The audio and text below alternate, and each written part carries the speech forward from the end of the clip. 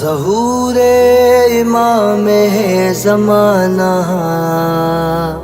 خدا کاش مجھ کو دکھائے، ظہور امام زمانہ خدا کاش مجھ کو دکھائے۔ اعوذ باللہ من الشیطان الرجیم، بسم اللہ الرحمن الرحیم۔ الحمد للہ الذی انزل الفرقان علی عبدہ لیکون للعالمین نذیرا، والصلاة والسلام علی اشرف الانبیاء والمرسلین، خاتم النبیین رحمت للعالمین، سیدنا و نبینا و طبیب نفوسنا و شفیع ذنوبنا مولانا و مولا الثقلین ابی القاسم محمد۔ اللهم صل على محمد وآل محمد وعجل فرجهم وعلى آله الطيبين الطاهرين المعصومين المنتجبين، لا سيما بقية الله الأعظم روحي وأرواح العالمين لتراب مقدمه الفداء، ولعنة الله على أعدائهم أجمعين من الآن إلى قيام يوم الدين۔ أما بعد، فقد قال الله تبارك وتعالى في كلام المجيد وفرقان الحميد وقول الحق، بسم الله الرحمن الرحيم۔ الله ولي الذين آمنوا يخرجهم من الظلمات إلى النور، والذين كفروا أولياؤهم الطاغوت يخرجونهم من النور إلى الظلمات، أولئك أصحاب النار هم فيها خالدون۔ صلوات پڑھ لے بر محمد وعلی محمد۔ اللهم صل على محمد وآل محمد وعجل فرجهم۔ ایک سلام مولا حسین علیہ السلام کی ذات اقدس، سب مل کے السلام علیکہ یا ابا عبداللہ، والسلام علیکہ یا ابا عبداللہ، وعلى الأرواح التي حلت بفنائه، عليكم مني جميعا سلام الله أبدا ما بقيت وبقي الليل والنهار، ولا جعله الله آخر العهد مني لزيارتكم۔ السلام على الحسين وعلى علي ابن الحسين وعلى أولاد الحسين وعلى أصحاب الحسين جميعا ورحمة الله وبركاته۔ صلوات پڑھ لے محمد وعلی محمد۔ اللهم صل على محمد وآل محمد وعجل۔ عزیزان محترم، اللہ تعالیٰ کا لاکھ لاکھ شکر ہے جس نے ہمارے دلوں میں ولایت علی ابن ابی طالب اور محبت مولا حسین علیہ السلام معزن فرمائی۔ یہ محبت خدا کا ایک عطیہ ہے، خدا کی بہت بڑی نعمت ہے، اور جس کے دل میں یہ ولایت آئے، یہ محبت آ جائے، تو اس سے امیر، اس سے غنی ترین شخص کوئی نہیں۔ ایک شخص مولا کی خدمت میں آیا اور آ کے عرض کی کہ مولا میں محتاج ہوں، تنگ دست ہوں، میرے ہاتھ میں کچھ نہیں۔ مولا نے فرمایا تو محتاج نہیں، تو غنی ہے، تیرے پاس بڑی دولت ہے۔ عرض کی مولا میں تو دست خالی ہوں، فقیر ہوں، کھانے کو کچھ نہیں۔ مولا نے فرمایا میری محبت، ہماری محبت تیرے دل میں ہے، ہماری ولایت تیرے دل میں ہے؟ تو کہنے لگا مولا ہاں۔ فرمایا یہ جو محبت، یہ ولایت تیرے دل میں ہے، کتنی قیمت کے بدلے فروخت کرنے کو تیار ہو؟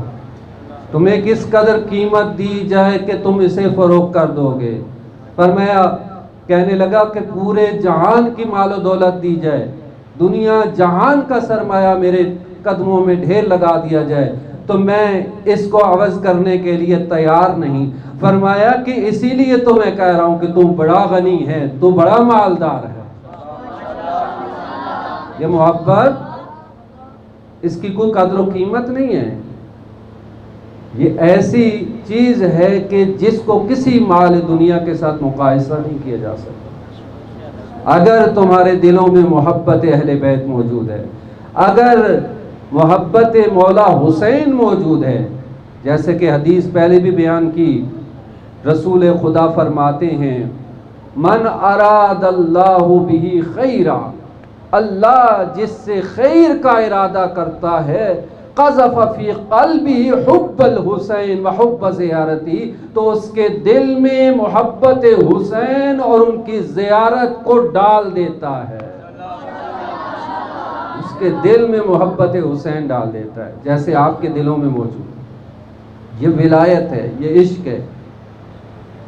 تو اللہ یہ فرما رہا ہے اللہ ولی ہے، اللہ سرپرست ہے ان لوگوں کا جو ایمان لائے ہیں۔ صاحب ایمان ہونا ضروری ہے ولایت کو حاصل کرنے کے لیے اور ولایت کی سرپرستی میں آنے کے لیے۔ اللہ ولی ہے ان لوگوں کا۔ اور عرض یہ کیا کہ کون لوگ ہیں جو ایمان لائے؟ امام نے فرمایا ہم الذین اتبعوا آل محمد، جنہوں نے آل محمد کی پیروی کی ہے وہی حقیقت میں ایمان لے کے آئے۔ یعنی اتباع شرط ہے، پیروی شرط ہے۔ اگر کوئی پیروی نہیں کرتا، کہتا ہم بھی مانتے ہیں، ہم بھی اہل بیت کو مانتے ہیں، لیکن پیروی نہیں کرتے، اطاعت نہیں کرتے، تو وہ صاحبان ایمان نہیں کہلائیں گے۔ صاحبان ایمان ہونے کے لیے شرط یہ ہے کہ پیروی کرے، اتباع کرے۔ قرآن کریم میں جگہ جگہ فرمایا اطیعوا اللہ واطیعوا الرسول واولی الامر منکم، اتباع رسول کی بات کی، اطاعت اولی الامر کی بات کی۔ تو بس اچھا یہاں ایک اور ڈیفرنس بھی بتا دوں، ایک صلوات پڑھ لیں پر محمد و آل محمد۔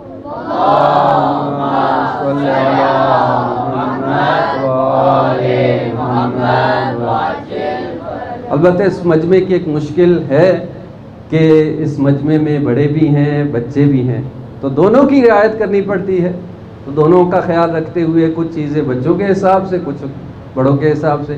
البتہ جیسے کہ آغا صاحب نے کہا کہ ان نوجوانوں اور ان بچوں کے ذریعے سے پیغام منتقل ہو رہا ہے۔ ایک صلوات پڑھ لیں پر محمد و آل محمد۔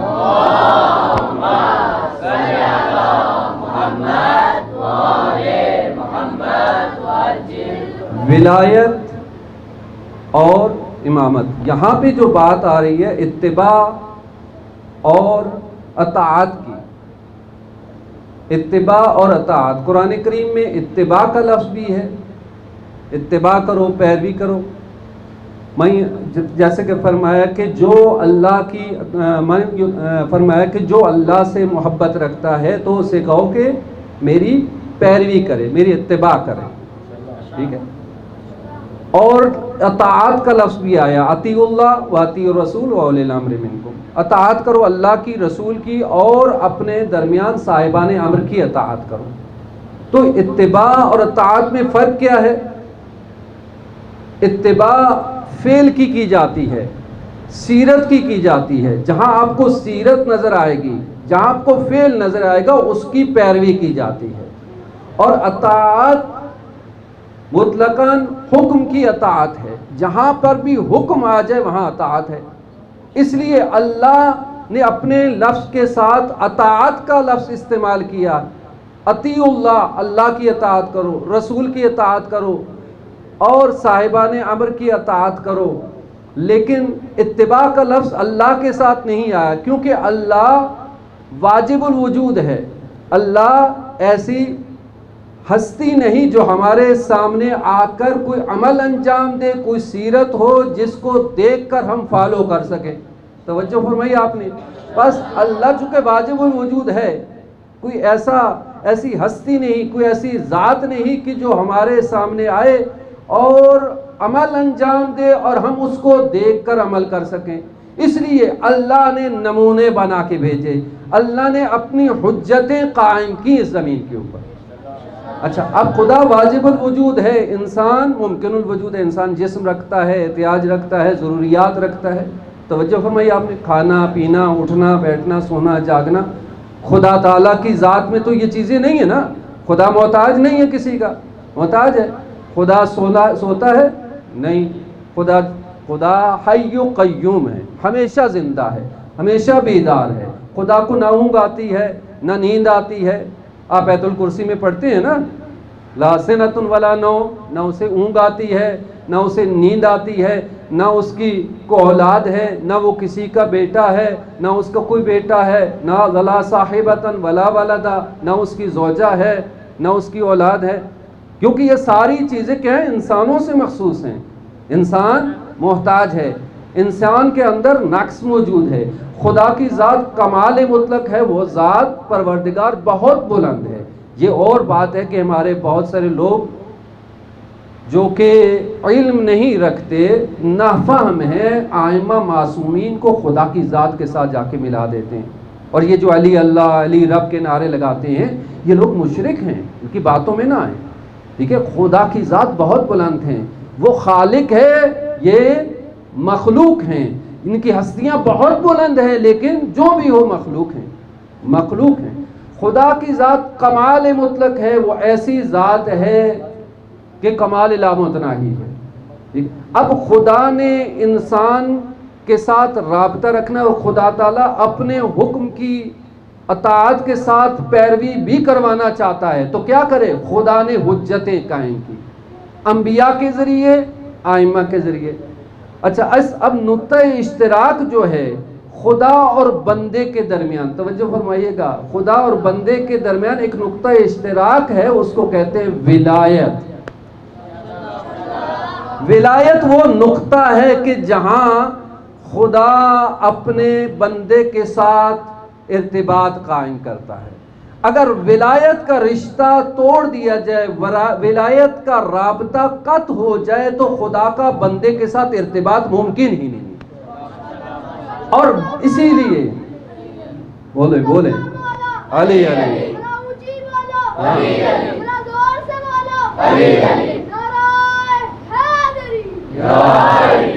اسی لیے جب اس روح ولایت کو معاشرے سے نکال دیا گیا تو معاشرہ مردہ ہو گیا۔ رسول خدا کے بعد یہی ہوا کہ حقیقت میں ولایت تو موجود تھی، غریب ولایت کو معاشرے سے ختم نہیں کیا جا سکتا۔ حجت خدا ہمیشہ زمین پہ رہتی ہے، حجت خدا کی بغیر تو یہ زمین قائم و دائم ہی نہیں رہ سکتی۔ لولا الحجہ لساخت الارض ما علیہا، اگر ایک لمحے کے لیے بھی اللہ کی حجت اس زمین کے اوپر نہ ہو تو زمین تہس نہس ہو جائے۔ ابتدائے خلقت آدم سے آج تک ایک لمحے کے لیے بھی یہ زمین حجت خدا سے خالی نہیں ہے، کہ خدا کا اس زمین کے ساتھ ارتباط فقط حجت خدا کے ذریعے سے۔ حجت خدا نہ ہو تو اتصال ہی ختم ہے اس زمین کے ساتھ۔ جب اتصال خدا کا ختم ہو گیا تو یہ زمین تہس نہس ہو جائے گی، تباہ ہو جائے گی۔ انسان کا خدا کے ساتھ ارتباط حجت خدا کے ذریعے سے، وہ نقطہ اشتراک ولایت ہے۔ اور جب اس معاشرے کے اندر سے ولایت کو نکال دیا گیا تو معاشرہ مردہ ہو گیا، بے روح ہو گیا، جیسے ہوا بے روح ہو گیا۔ آج آپ کو اکثریت مسلمان جو نظر آتے ہیں یہ بے روح ہیں، ظاہراً مسلمان ہیں لیکن ان کے اندر مسلمانیت ہے ہی نہیں۔ آپ نے دیکھا موجودہ مسائل میں صرف ایران ہی ہے نا جو لڑ رہا ہے، جو اپنی مسلمانیت دکھا رہا ہے، جو اپنے ایمان کو دکھا رہا ہے۔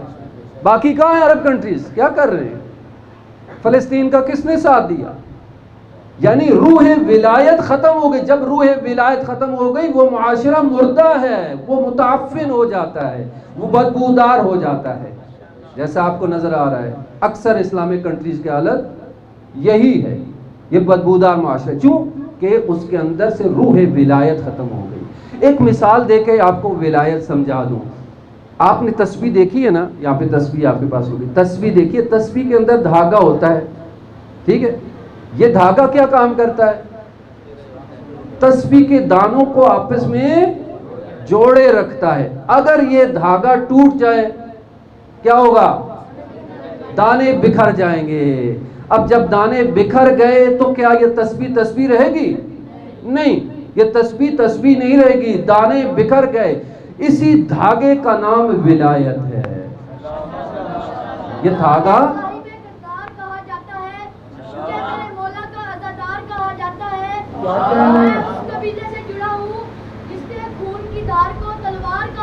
ماشاء اللہ، علی ولی اللہ اور مکر جائے، جو کرے اقرار علی ولی اللہ اور مکر جائے، اسے منکر نہیں کہا جاتا، اسے غدار کہا جاتا ہے۔ ماشاء اللہ، اسی دھاگے کا نام ولایت، تو جوڑے رکھتا ہے، یعنی ولایت کا کام ہے جوڑے رکھنا۔ ولایت کا لفظی اور لغوی معنی بھی یہ ہے، ولی یا یلی، یعنی ایک دوسرے کے ساتھ اس طرح متصل ہونا کہ درمیان میں کوئی فاصلہ نہ رہے۔ جب آپ کسی کی ولایت میں آ جاتے ہیں تو اور آپ کے درمیان ایسا رشتہ قائم ہو گیا، ایسا اتصال قائم ہو گیا کہ یہ ٹوٹنے والا نہیں ہے۔ اب جب آپ کہتے ہیں علی ولی اللہ، علی اللہ کے ولی ہے، علی کی ولایت کو میں نے قبول کیا، تو اب علی اور آپ کے درمیان کوئی فاصلہ نہیں رہے گا۔ آپ کی فکر، آپ کا قول، آپ کا فعل وہی ہونا چاہیے جو علی کا ہے۔ اس کو کہتے ہیں ولایت۔ یہاں پہ نعرہ ولایت لگایا جاتا ہے اور ولایت کے نام پہ ہر بے عملی پھیلائی جاتی ہے۔ نماز سے ان کا دور دور کا واسطہ نہیں ہے، ہر نشہ کیا جاتا ہے، ہر برا عمل کہا جاتا ہے ہم ولایت والے ہیں۔ یہ ولایت نہیں ہے، یہ عین ولایت شیطان ہے۔ ولایت علی نہیں کہہ سکتے، اب ولایت شیطان کہہ سکتے ہیں اس کو، کیونکہ علی والی خصوصیات تمہیں نظر نہیں آ رہی۔ جو علی کی ولایت پر ہے اس کی قول، اس کا فعل، اس کا عمل، اس کا کردار علی سے جدا ہو ہی نہیں سکتا۔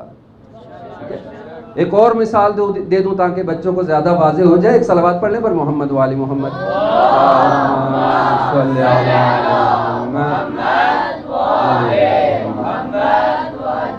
آپ نے دیکھا ہوگا کہ جو کونورد پہاڑوں پہ جاتے ہیں، ٹھیک ہے، ایسے ماؤنٹ ایوریسٹ اور بڑی بڑی پہاڑیوں کو، K2 وغیرہ بڑی بڑی پہاڑیوں کو سر کرتے ہیں، جاتے ہیں، ٹھیک ہے، ایک دستے کی صورت میں 10 افراد 15 افراد مل کے جاتے ہیں۔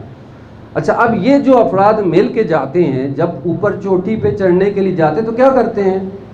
ایک رسی سے اپنے آپ کو باندھ لیتے ہیں، ٹھیک ہے، دیکھا ہوگا نا آپ نے، ہر ایک نے اپنے کمر کے ساتھ رسی باندھی ہوتی ہے، ایک آگے لیڈر ہوتا ہے جو سب سے زیادہ ماہر ہوتا ہے، پھر ہر ایک اسی رسی کے ساتھ متصل ہوتا ہے، ٹھیک ہے۔ کیوں باندھتے ہیں رسی؟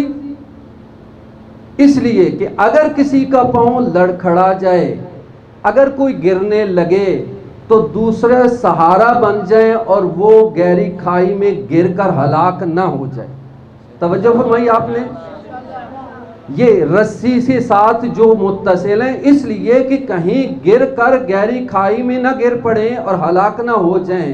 اس رسی کو ولایت کہتے ہیں۔ اللہ نے اس کو حبل اللہ کہا ہے کہ اللہ کی رسی کے ساتھ مضبوطی سے چپک جاؤ۔ वातसिमू बिहब्लिल्लाह, अल्लाह की रस्सी के साथ मजबूती से चिपक जाओ, वला तफर्रकू, और फिरके में तफरके में ना पड़ो। अगर विलायत की रस्सी को मजबूती से पकड़ लेता माशरा, तो माशरा तबाही की तरफ ना जाता।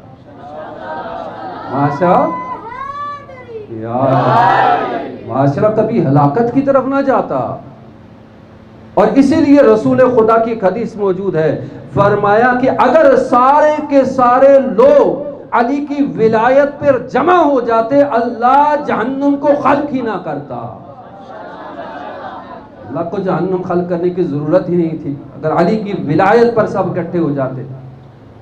कि विलायत इत्तिबा मांगती है, विलायत पैरवी मांगती है। अज़ान मोहतरम, ये विलायत हमें सिखाई गई है, एक निज़ाम है, एक सिस्टम है, इसको हमने भुला दिया। गदीर को क्यों इतनी अहमियत दी है? क्योंकि विलायत है, आइमा ने इतनी ताकीद की है। और फिर उस भूली हुई विलायत को याद कराने के लिए करबला बर्पा हुई है। ये करबला इसलिए कि लोग विलायत को भूल चुके थे, इस विलायत को याद दिलाने के लिए। और करबला में दो विलायतों का टकराव था, दो विलायतों का टकराव था, एक विलायत इलाही और एक विलायत, बोले, विलायत शैतान, यानी दो विलायतें टकराव था।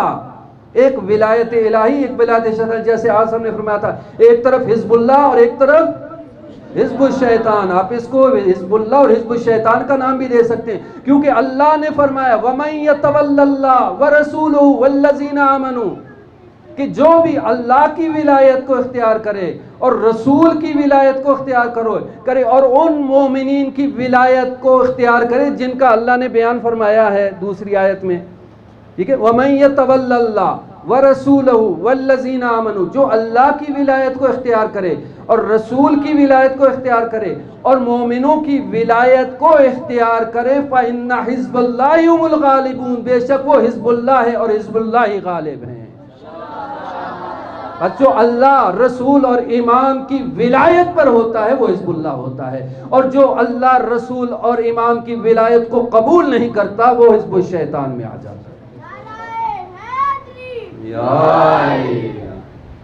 तो बस विलायत ये है। और विलायत की खातिर जान दी है, जान निछावर की जो विलायत को समझ गए। मैं समय तम्मार की मिसाल आपको दी, इसी तरह तारीख़ में बेशुमार मिसालें हैं। रुशैद हजरी इसी तरह की एक शख्सियत हैं, कमाल मार्फत मौला अली रखने वाले। उनकी भी इसी तरह हाथ पाँव बाजू ज़बान काट दी गई, लेकिन अली की विलायत से पीछे नहीं हटे। एक और शख्सियत है यहया बिन उमे तवील, जिनका तज़किरा बहुत कम किया जाता है, इमाम ज़ैनुल आबिदीन के चाहने वालों में से। यहया बिन उमे तवील ये इमाम की विलायत का प्रचार करने वाले और इमाम की विलायत के मुबल्लिग थे। हज्जाज इब्न यूसुफ जो इंतहाई सफ़ाक इंसान है, जिस तरह ज़ियाद इब्न अबी है, इसी तरह से हज्जाज का नाम तारीख़ में रकम है। हज़ारों लाखों अफराद को इसने बेदर्दी से कत्ल किया। हज्जाज इब्न यूसुफ ने इनको जिंदान किया, पकड़ा और इमाम से बरात का इज़हार करने का हुक्म दिया। तो वो डट गए, उन्होंने कहा नहीं, हो ही नहीं सकता, जो मर्जी कर लो, मैं इमाम से बरात का इज़हार करूं। फिर उसने क्या किया, उसने पहले उनका दायां हाथ काटा, फिर बायां हाथ काटा, फिर एक पाँव काटा, फिर दूसरा पाँव काटा, लेकिन ये ज़बान है कि मुसलसल चलती रही और फ़ज़ाइल अली और फ़ज़ाइल इमाम ज़ैनुल आबिदीन बयान करते रहे और उनकी विलायत का प्रचार करते रहे। आखिर मजबूर हो गया उनकी ज़बान को काटने पर, ज़बान काट दी, शहीद हो गए, लेकिन विलायत पर बाकी रहे। अज़ान मोहतरम, बड़ी बड़ी हस्तियां गुजरी है जिन्होंने विलायत की खातिर अपनी जान दे दी, जान निछावर कर दी।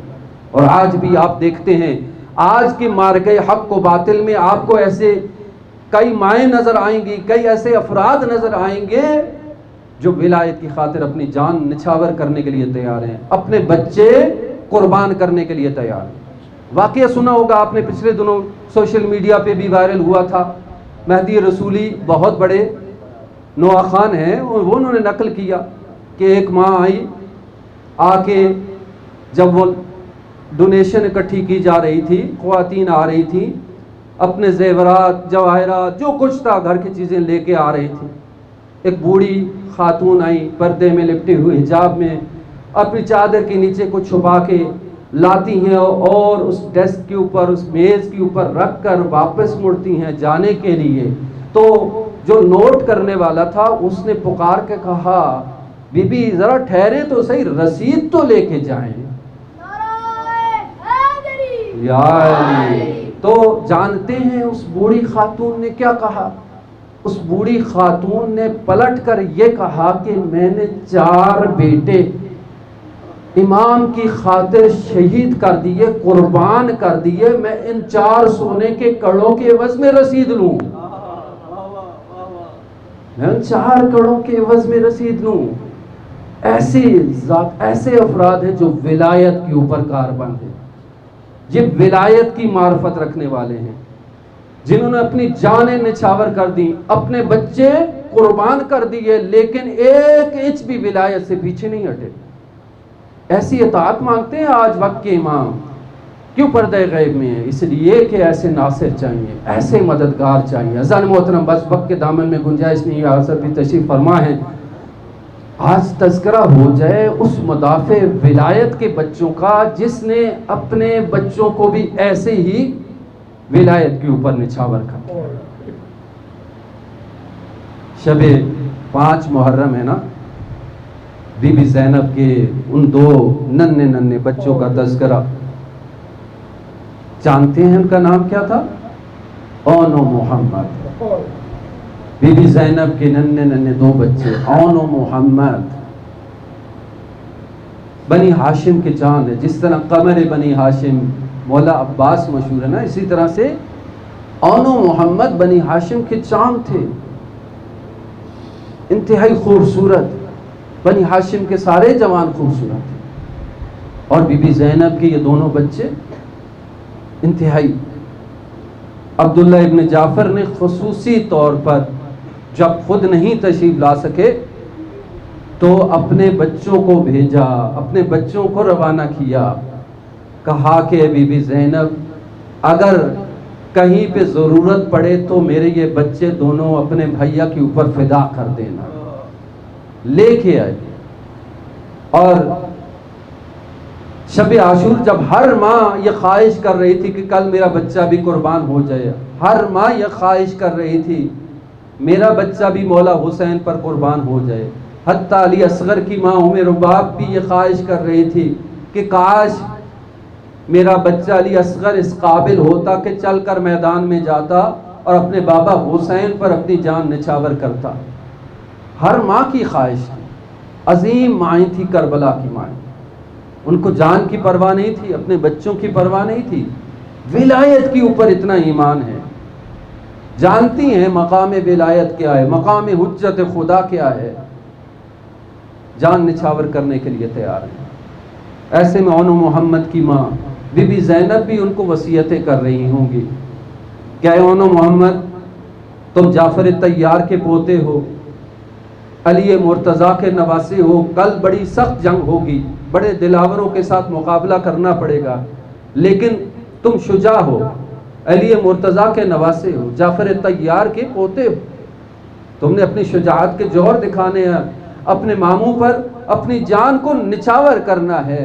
عزیزان محترم، بالکل اختصار کے ساتھ آپ کی زحمتوں کو تمام کروں، جب صبح عاشور ہوتی ہے نا، سب جاتے ہیں جانثار، ایک ایک کر کے شہید ہوتے ہیں، بنی ہاشم کی باری آتی ہے، اب بنی ہاشم بھی جا رہے ہیں، بار بار یہ بچے آتے ہیں اپنے ماموں مولا حسین کے پاس شہادت طلب کرنے کے لیے، قربانی کے لیے، لیکن مولا اجازت نہیں دے رہے، بار بار آتے ہیں، اجازت نہیں مل رہی، بی بی زینب بڑی پریشان، آخر مولا عباس کے پاس جاتے ہیں، اے عباس جاؤ میرے بچوں کے لیے اجازت طلب کرو۔